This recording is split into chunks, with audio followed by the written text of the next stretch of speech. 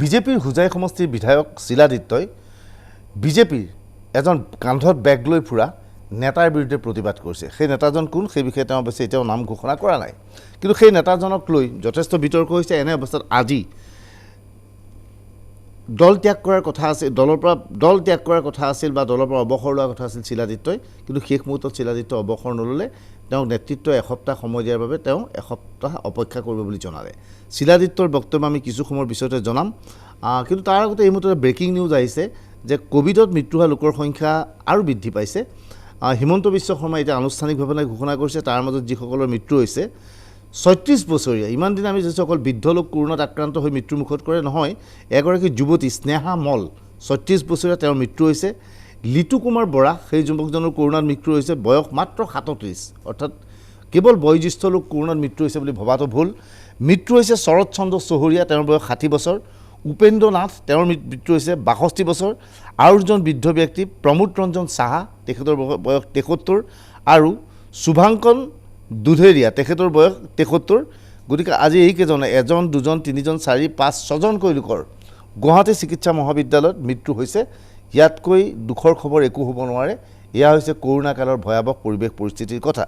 কিন্তু যি কি নহওক, এবাৰ বেলেগ প্ৰসংগ এটা যাওঁ। সেই প্ৰসংগটো হৈছে নেপালৰ প্ৰধানমন্ত্ৰী KP শৰ্মা অলিয়ে দাবী কৰিছে যে ভগৱান ৰামৰ জন্ম অযোধ্যাত হোৱা নাছিল, বৰঞ্চ ভগৱান ৰাম নেপালতে জন্ম হৈছিল।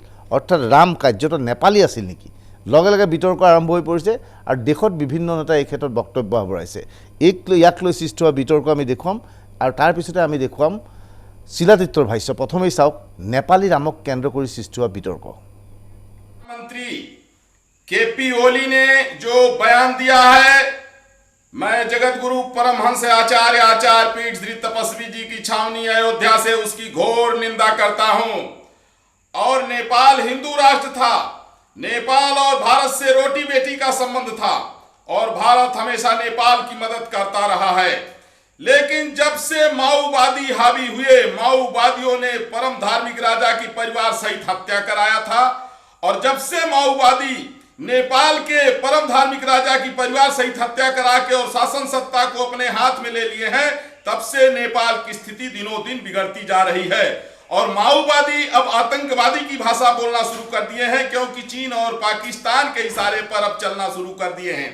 और ओली का यह जो बयान है, यह साबित करता है कि ओली अब नेपाल की जो संस्कृति थी उसको समाप्त करना चाहता है, लेकिन ऐसा होने नहीं दिया जाएगा।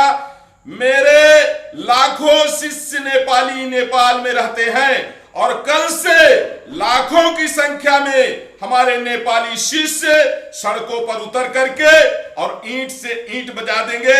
ओली को 1 महीने के अंदर कुर्सी से उतरना पड़ेगा।